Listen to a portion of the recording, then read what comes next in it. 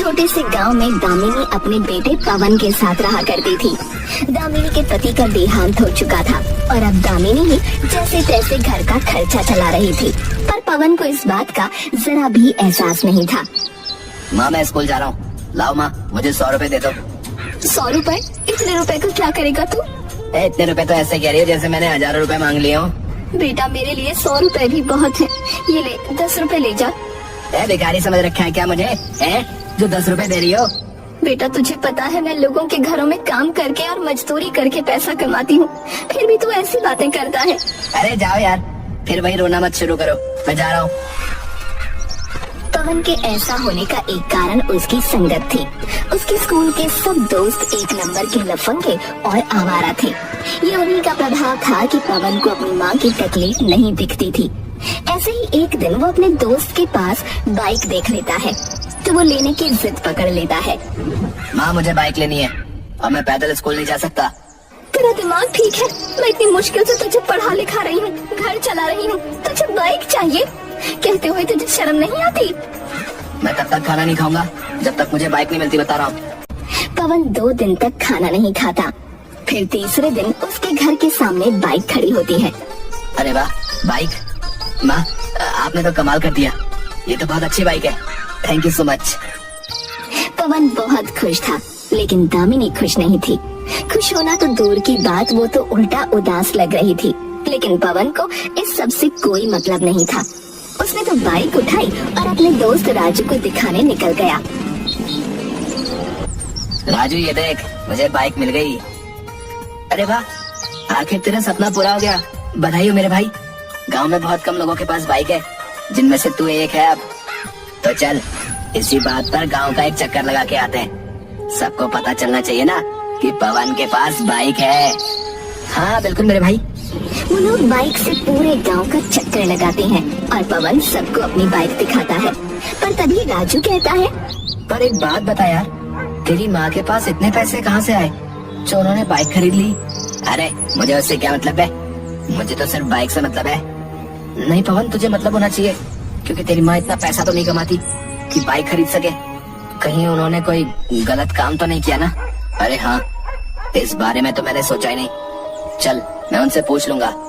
तुझे क्या लगता है, अगर उन्होंने कोई गलत काम किया होगा तो वो तुझे बता देंगी? राजू की बातों से पवन के दिल में शक बैठ जाता है और वो निश्चय करता है कि वो अपनी माँ की जासूसी करेगा, ताकि उसे पता चल सके कि इतना पैसा आया कहाँ से। पर हम पता कैसे लगाएंगे? मुझे लगता है हमें उनका पीछा करना चाहिए, पता तो चले कि वो काम पर ही जाती है या कहीं और। एक दिन दामिनी जब घर से निकलती है तो राजू और पवन उसके पीछे लग जाते हैं। करीब आधा घंटा चलने के बाद दामिनी जंगल के अंदर एक गुफा के पास पहुंचती है। वहां डाकुओं का डेरा था। उसे देखकर राजू और पवन डर जाते हैं, लेकिन दामिनी बिना डरे डाकुओं के सरदार के पास पहुंचती है और उससे बात करने लगती है। हे भगवान, तेरी माँ तो डाकुओं से मिली हुई है। मुझे अपनी आंखों पर यकीन नहीं हो रहा है यार। वो लोग छिपकर उन सबको देख रहे थे, पर तभी अचानक पवन लड़खड़ाकर सूखे पत्तों पर गिर पड़ा। पत्तों की खड़खड़ाहट से डाकुओं को खबर हो गई और उन्होंने उन दोनों को पकड़ लिया। ये तो बच्चा है, कौन हो तुम लोग? यहाँ क्या कर रहे हो? मरना है क्या? ये मेरा बेटा है और उसका दोस्त, जरूर मेरा पीछा करते हुए यहाँ तक आए होंगे। आप डाकुओं से मिलती हो? अब तक तो मुझे सिर्फ अपनी गरीबी पर शर्म आती थी, पर अब तो आपका बेटा कहलाते हुए मुझे शर्म आ रही है। ए बच्चे, तमीज से बात कर, वरना बताओ तुझे अभी। और ये चल क्या रहा है? मेरी माँ यहाँ क्या कर रही है? शांत हो जाओ, मैं सब सच बताती हूँ। मतलब ये डाकू तेरा मामा है? बताओ माँ, क्या सचमुच ये मेरे मामा है? हाँ, और इतने सालों बाद मैं इसके पास इसलिए आई क्योंकि तुमने मुझे मजबूर कर दिया। वो बाइक इसने ही दिलाई है। हे भगवान, मेरा दिमाग समझ नहीं पा रहा है कि ये क्या हो रहा है। तुम्हारे मामा डाकू जरूर हैं, पर इसने हमेशा गरीबों की मदद करी है। अमीरों से लूटकर गरीबों को देना ही इसका काम है। मैंने तो अब तक मना कर रखा था कि मेरी कोई मदद ना करे, पर तुम्हारी वजह से मुझे इसके पास आना पड़ा। मुझे माफ कर दीजिए मामा, मुझसे बहुत बड़ी गलती हो गई। वो इतनी मेहनत और ईमानदारी से काम करके तुम्हें पढ़ा लिखा रही है और तुम उससे ऐसी फिजूल की चीजें मांग रहे हो। जिनके लिए उसे मेरे पास आना पड़ा। तो आप बाइक वापस ले लो ना, मुझे वो बाइक नहीं चाहिए। नहीं नहीं, जो मैं दे चुका सो दे चुका, वो वापस नहीं लूंगा। ठीक है, पर मुझे अपनी गलती का पश्चाताप करने का मौका दीजिए। मैं चाहता हूँ कल रात का खाना आप हमारे घर हमारे साथ खाओ। क्यों माँ, सही रहेगा ना? अरे नहीं नहीं, इसकी कोई जरूरत नहीं है। नहीं कलुआ, पवन बिल्कुल सही कह रहा है, तुझे हमारे घर आना चाहिए। वैसे भी बहुत समय हो गया है, हमने साथ बैठकर खाना नहीं खाया। चलो ठीक है, मैं आऊंगा। इसके बाद वो तीनों वहाँ से लौट जाते हैं। अगले दिन कलुआ डाकू उनके घर रात के खाने के लिए आता है। पवन बेटा जाओ, जाकर अपने दोस्त राजू को भी बुला लाओ, वो भी हमारे साथ खाना खाएगा तो अच्छा लगेगा। पवन राजू को बुलाने चला जाता है। इधर कलुआ दामिनी से कहता है, मैंने अपना पूरा जीवन डकैती करते हुए गुजार दिया। मैं बिल्कुल भूल चुका था कि एक परिवार में रहना कैसा होता है, पर अब मैं थक चुका हूँ इस जीवन से। मैं सोच रहा हूँ पुलिस को सरेंडर कर दूं।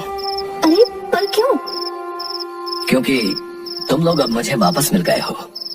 अब अगर मैं कभी पकड़ा गया तो उसमें तुम लोगों पर भी आंच आएगी। और वैसे भी कोई अच्छा काम तो नहीं किया है मैंने, इसलिए सोच रहा हूँ कि लूटा हुआ सारा सामान सरकार को सौंप दूं और सरेंडर कर दूं। तुमने कैसे कह सकते हो कि तुमने कोई अच्छा काम नहीं किया?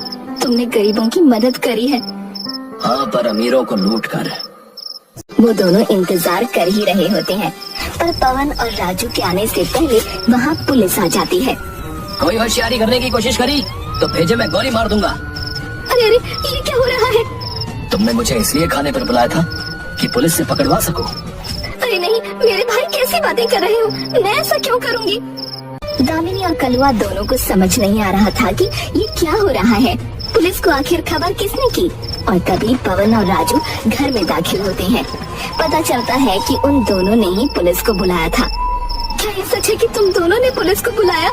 हाँ, ये डाकू है और इसको जेल में ही होना चाहिए। पवन ने बिल्कुल सही कहा। हम वैसे भले चाहे कितने भी शरारती बच्चे हो, लेकिन इतना तो जानते हैं कि डाकू कितने खतरनाक होते हैं। ये सुनकर कलुआ हंसने लगता है और दामिनी रोने लगती है। तूने बहुत गलत किया पवन, बहुत ज्यादा गलत। तो कम से कम मुझसे तो एक बार बोलता, इतना बड़ा फैसला अपने आप ले लिया।